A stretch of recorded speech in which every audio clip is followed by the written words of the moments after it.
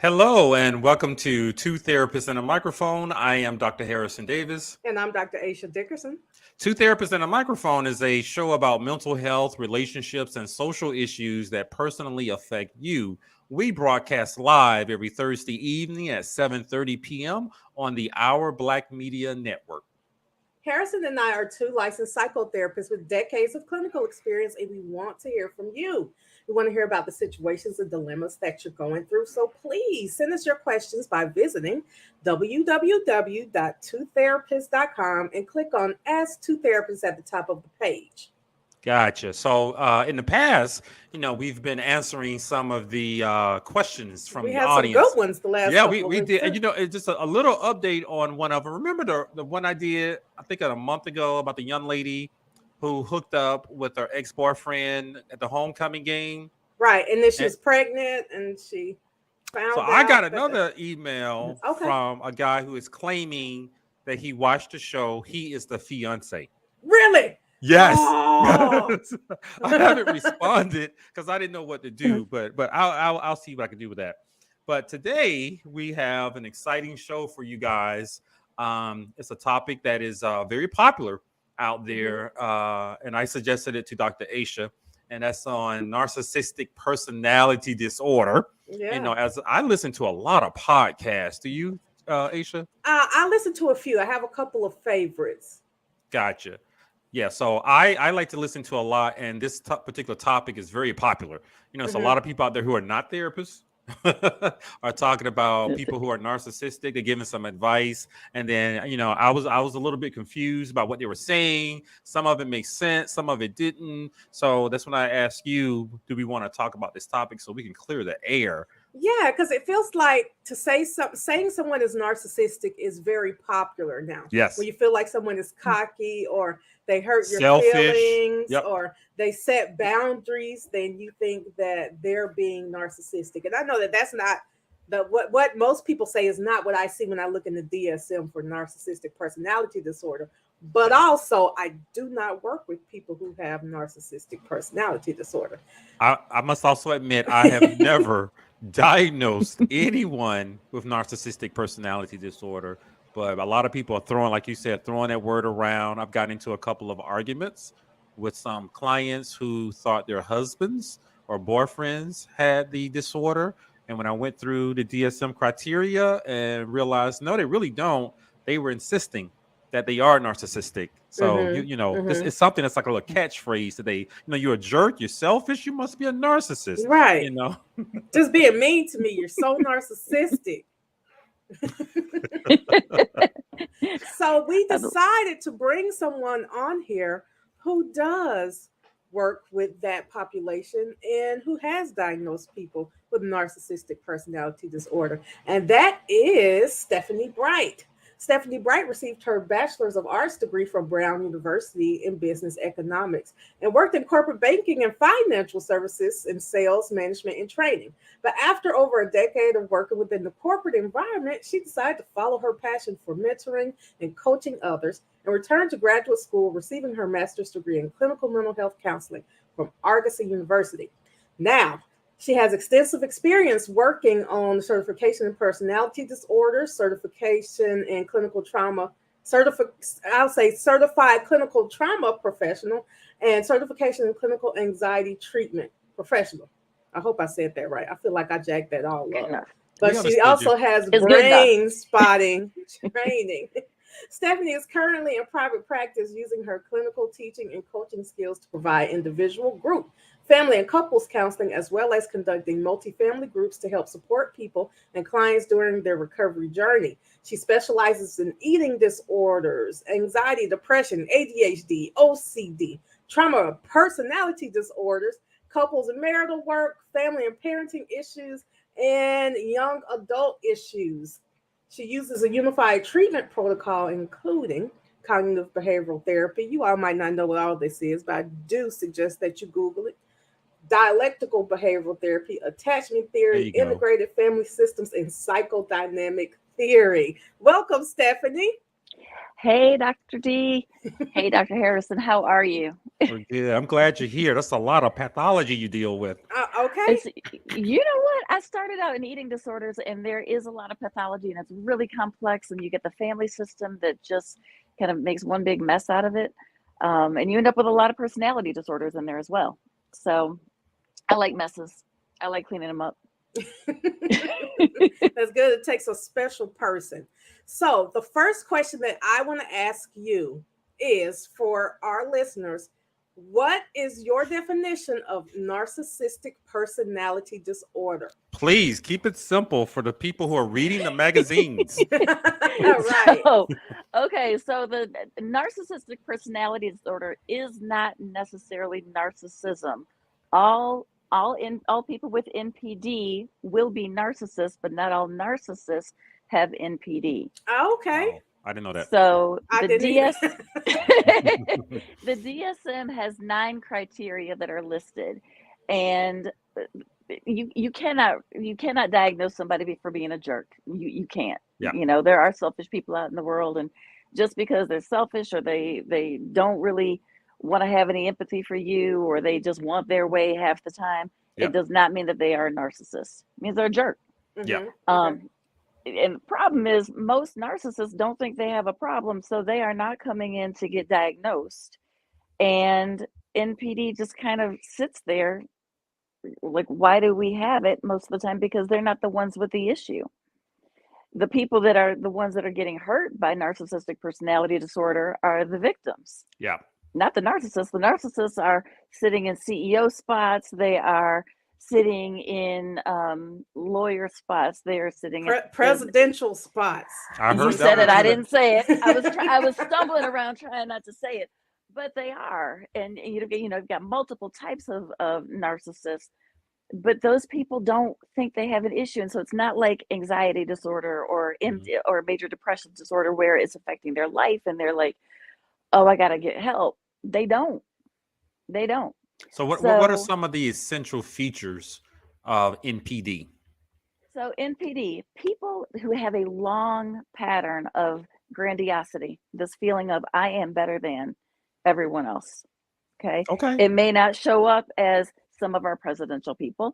It may show up under kind of the sly victimy way, but it's this theory of grandiosity. I deserve all of this. I am arrogant, very superficial relationships. It's about what I drive. It's about what I look like. It's about That's who I half hang of around. Atlanta, but go ahead. I was about to say, is that confidence? Oh. Can that be confidence? But go ahead, then we're going to talk about how it becomes pathological. Exactly. And it starts from childhood. So I'll back up to that in a second. Somebody that can't tolerate disappointment, they can't tolerate, this imperfection around them. And so you'll see a lot of temper tantrums and rages over Okay. little things. Yeah. Dismissiveness, controlling, they have to manage everything because at the core of a narcissist, it's insecurity. And when you go back to typically what happens in their upbringing is their parents have been the ones that have put this golden child up, and they can do everything right on the court or in the classroom, or they are the best and the brightest, but at home when this child needs to talk about something or has some feelings, parents not there. So they are over sensitized to one thing and under sensitized to another, and their core doesn't get developed, so they don't know how to attach to people properly. They don't have that ability. So you'll find a lot of narcissists that are NPD with a disorder that are attaching themselves to people that they want to kind of suck those good qualities that they don't have. Your empaths, your people that are really sensitive and kind and all that, they gravitate to them because they don't have that and they want it, until they realize they really can't ever get it, and they start finding things wrong with that person and then dismiss them, which is a whole other process. So my first question I want to find out, so what's the difference between a spoiled, self-centered adult who throws adult temper tantrums? I don't think any of us like it. I don't think we're encouraging that. But what's the difference between that and having narcissistic personality disorder? Narcissistic personality disorder is when it is now affecting their life. They're losing their marriages, their jobs. They are now at a point where they're feeling like they need help. It just doesn't happen often, which is why I say you'll get 1 to 2% of the population that can be classified as MPD, Okay. because most of them are riding high. Life is good. They're killing it out there, because as a society we reward the success, and we reward the selfies and the arrogance at this Mhm. point, because that's kind of where we've developed. So you've got a lot of narcissists, or people that have a lot of narcissistic characteristics, but they are not necessarily diagnosable, Yeah. if that makes sense. Yeah, I can see that. I can see that. Yeah. So the thing I was struggling with, as I mentioned earlier, discussing it with a couple of clients in the past, and I was just really confused by it. They were just so determined, adamant that these other individuals are narcissistic. They sound like selfish jerks. Yeah. However, what Mhm. I'm hearing from you is that some of that has to do a lot with their personality and how they're relating to other people. Yep. And I'm getting the impression, I did a little research today, that they can't turn it off. No. So it's something that is interfering with every relationship. Every aspect of their life. So you might find that person that's, say, middle management, and they're climbing up that ladder, and they might treat the people beneath them poorly because they can't give them anything. But the people above, they're like, oh, I will treat you with kindness and elevate you. They are always looking for someone to give them supply. They need that validation because they Mm. can't do that for themselves. So they're like a So succubus. They're just y- suck. they're vampires, suck the life out of you. I hear that. I hear that.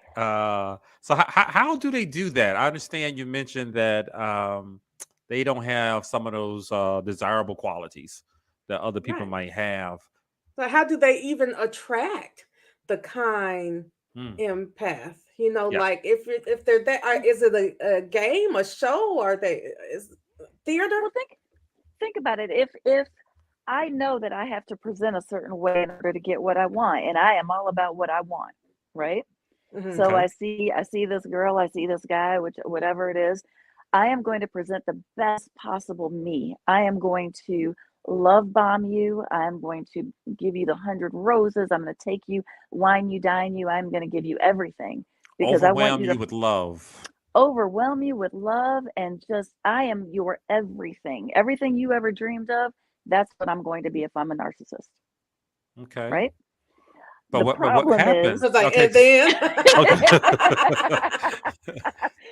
the problem is that person that is falling for this narcissist, that person is just elevated. They are on a pedestal. They can do no wrong. As time goes on, and some people will say 8 to 12 weeks. From my own experience, it was a bit longer than that. I would probably say 6, 7 months. That suddenly you're no longer so perfect, and you are falling down off that pedestal. So the narcissist is like, oh, you're not giving me the supply I need. For instance, I have a cup, and right now I'm loving this cup. This cup has some great tea in it. I'm all about it. In about 10 minutes, I could care less about this cup, so I can easily put that cup away and not think about it. But if the cup is the victim, if the cup is the person that fell in love with me, the cup is like, but pay attention to me, pay attention to me. Why are you like Mhm. putting me down? And I've already looked at another cup over here because I like that cup. That cup makes me shine, makes me feel good. You've seen some parts of me. This cup over here has seen some parts that they didn't like, and now you're questioning me, or you've got some issues, or you don't sparkle as brightly. So as a narcissist, I can't deal with that. You don't Mm. fit my bill anymore, so you got to go. so that So makes that's me wonder. Would it be better, or is it possible that one narcissist could attract another narcissist, and they just be a power couple? I Do was you thinking the remember same that thing. case? Dr. Dickerson knows this case I've I had do, for I do. 3 So when two narcissists get together, what happens? I want to know. beginning. It's great because I'm building you up. You make me look good. I make you look good. It's not about how you make me feel. It's about how you make me look. Okay. Oh, Difference than a normal relationship. I okay. need you to make me look good. The problem is when it's not so shiny anymore, or there's an issue, you have war. because neither one of them has the core that and the empathy and compassion and normal things that you want in a relationship. You want you care about what a person feels. You want your partner to be happy. You want just the best for them. If a narcissist is in that relationship, I want the best for me. I'm not really concerned about you. You don't make me feel good. You don't make me look good. So now I'm angry. Mm. And if you get two people like that, it is war. And if you add a little, antisocial personality disorder in one of them, maybe two, then you've got messy divorces, custody battles that continue on and on and on. And just it's like who can tear the other one apart as deeply as possible. So Because what again, happened? No, go ahead. I'm sorry. it's that old African proverb about when two elephants fight, what gets hurt? The ground. Mm. It's not the Oh, elephants. I haven't heard that proverb, so I was like, tell I me haven't more either, about but I that. like But I it. Yeah, like that it, one. it is. And I tell my couples, and this one in particular, Dr. Dickerson, um, I was like, the ground is your children. Mm. The ground is their future. Ooh. But they're so busy trying to hurt each other that they don't care. Hmm. So it never goes well with two narcissists. So what happens when a narcissist is with an empath? That's the focus I have seen, and what I'm hearing is that this incredibly selfish person who's only in the relationship so that they can feel good, so Mhm. that they can get the admiration that they want, and they overwhelm the person with a lot of love, But what happens then? It's particularly with the empath. Does like another person show up? And an empath is like realizing that's not who they are. What happens a lot of time, because you got to remember, you've got this love bombing stage where somebody's heart is now involved, and they're trying to get that love back and that good feeling that they had in the beginning, Okay. right? So the empath keeps trying to do the right thing. If I dress well enough, if I get the right job, if I'm thin enough, Oh, they if I blame give them themselves. yes, They feel like they because need to be better, which I bet some people would think is a strength. You make me want to be better. yes, and they get caught up in that, and then the devaluing narcissist on this side is like, no, well, you need to do this because they're controlling. So I want you to do this, and I want you to have that, and oh, you have a problem? No, that's not okay. I don't care that your parent just died or that you're sick and we've got a child that needs you. I got to go to work. I got to do what I got to do. I don't care. Hmm. And that empath is just sitting here trying to figure it out because it's confusing. It's, one moment you were on a pedestal and you were the best thing since sliced bread, and now you are getting treated like dirt. Yeah. And See. if you start to pull away, the narcissist doesn't like to be left. They don't like to be abandoned because again, you've got that insecurity, that core sense of self is not there. So what do they So do? you can't leave me. So I'm either going to rage or I'm going to hoover you. And hoovering goes back to, the vacuum cleaners with the Hoover vacuums, When you Yes. said hoovering, I was like a vacuum cleaner. Okay, so like a vacuum cleaner. Okay. So then they're like, oh wait, no, I can't have this person leave me because that's my supply.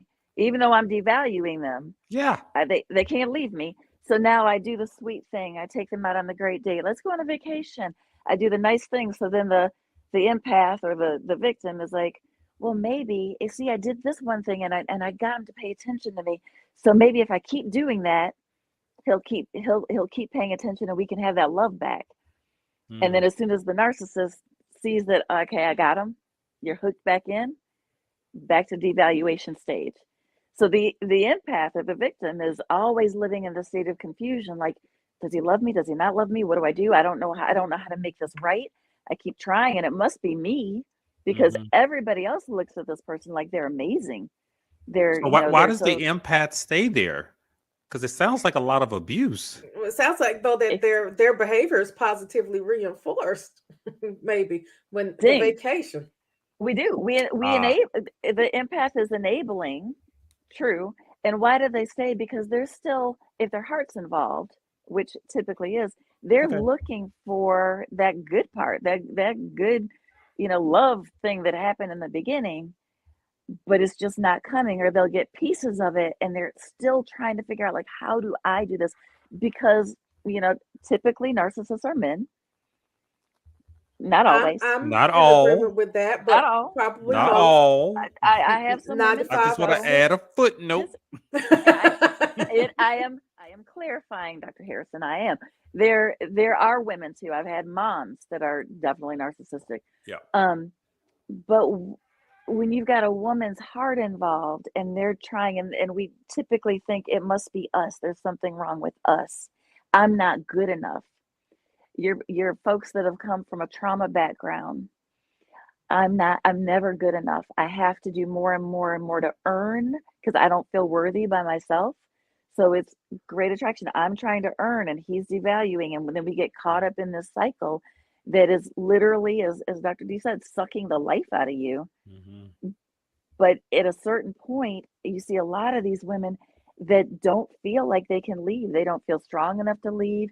They may not be in control of the finances. They may be told Okay. because of religion that you can't go. They may have children, and you've got this whole picture of, this is what my life was supposed to be, and I had this picture in my head. I can't let my picture go. That's my dream. So you keep trying to make it work, but it's never going to work. So my next question is, as a single woman, or any single women or men who want to avoid getting into a committed relationship with someone who is narcissistic, what are our red flags? Because I don't think 100 dozen roses would be a red flag to me. But now I'm thinking maybe it should be. If he buys me a Louis Vuitton bag, he might be narcissistic. Because I'm wondering, are there any red flags if they're doing a lot of love bombing and overwhelming the person with love? I'm assuming a lot of people like that. Think about that, though. If somebody is so zealous about giving you all this love so upfront, and you don't know them, and they're moving so fast. Oh, I see. I know. my one of the expedited relationships. Yeah, because I got to get you fast. If I don't get you fast, you're going to see me, and if you see me, you might leave me. You might catch on. You might catch on. So I've got an example of one that married in 7 months. Ooh. At home, gotta get him in, gotta lock it in. Because again, if you take time and you see how people's relationships are with other people, see how they interact with their family. Are they the golden boy? Are they the ones that are actually caring?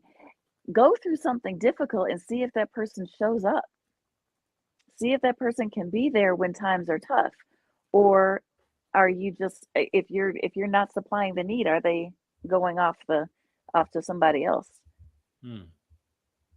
So you can look out for those red signs about how committed and loyal they are to you. Now, 7 months is mighty quick to get married for anybody out there. But I was curious about that, because it's a little strange, if the narcissist is getting what they want from the victim, the term you use, why would they mess it up? Why would they sabotage it? That's the part I'm confused about. You have this person who's going to give you everything that you want, and it looks like they don't question it. But then why would you devalue them? Because again, my cup doesn't look so pretty anymore. I now see flaws. I've had them on a pedestal and it was golden, but now I see them as a human and they're not perfect. So if you're not perfect, you don't belong in my world. That grandiosity comes into play. Oh, that's what I deserve perfect.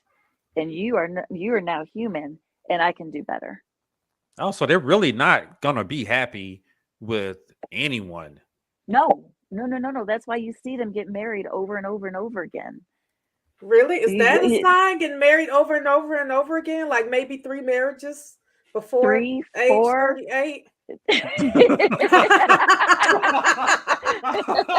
let's somebody. I think we might know some people, don't we, Dr. Dickerson? Yeah, I think so. I might know someone too. I think I might know somebody. Yeah. And the funny thing about narcissists is they're always going to have their supply. So they're not going to leave the one that they have until they have something lined up. I see. They that can't sounds about be, right. Yeah. Yeah. Mine told my mother he could never be alone. And then I figured out, I was like, you really can't. because you go from relationship to relationship to relationship, and they cross over paths. And your narcissists are never loyal. So don't look for actual commitment, because again, when Mm. they start devaluing, they're like, well, where else can I get supply? Oh, I can get it at the strip club. I can get it from my assistant. I can get it I over was just about to here say because that my secretary, whatever little young Mhm. intern I have coming in, somebody I meet at exactly a lounge when I Hop in call myself somebody doing the DM. business. Hmm. right. I've heard it So, all. yep.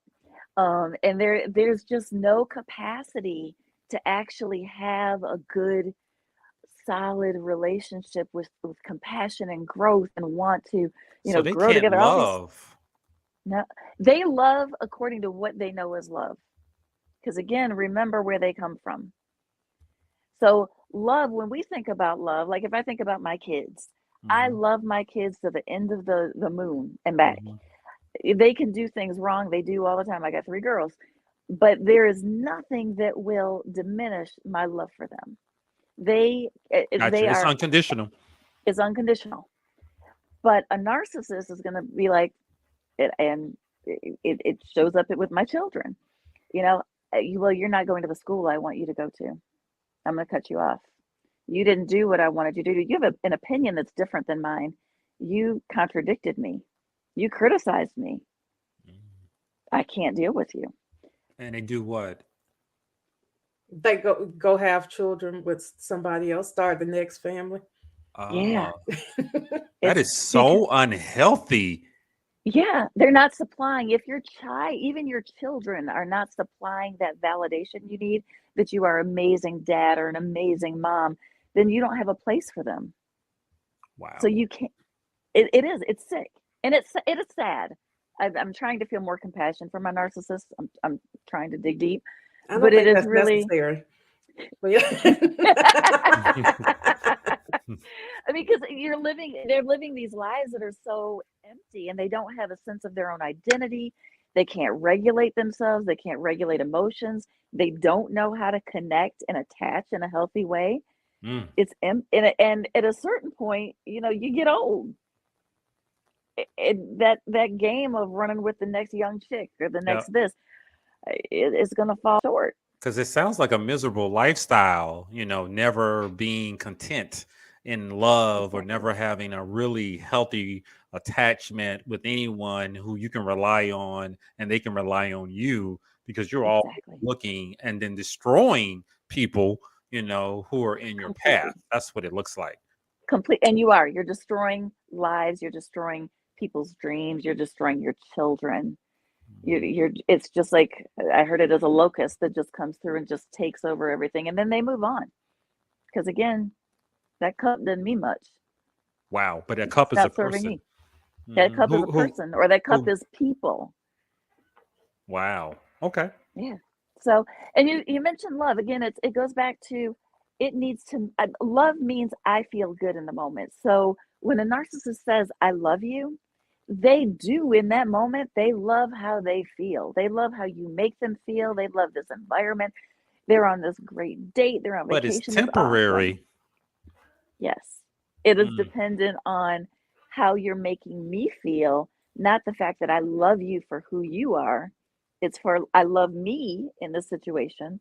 I love this experience, but I don't really love you. I just won't say that. And so your victim is like, "Oh, but they said they loved me.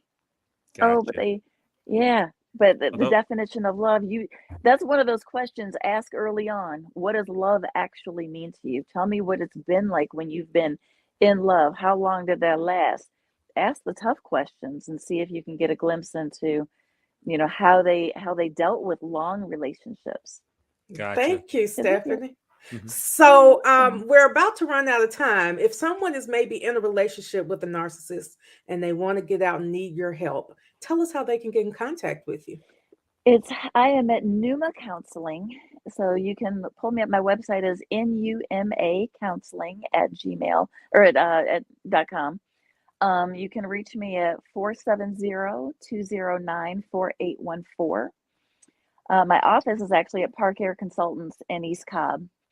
So we are an umbrella under there with lots of different specialties in here. So that is All where I am right. Well, most of thank the you, time. Stephanie, for coming on the show. I know I learned a lot, and hoping that you take care of you too with all that pathology that you see with some of your clients. I don't know if I can handle all of that, but today was a one. Kickboxing. I'll try that too. So today has been a wonderful show. Thank you, Stephanie, for joining us for Two Therapists and a Microphone. I am Dr. Harrison Davis. And I'm Dr. Aisha Dickerson. We'll see We you will next see you week. guys again next week. Take care.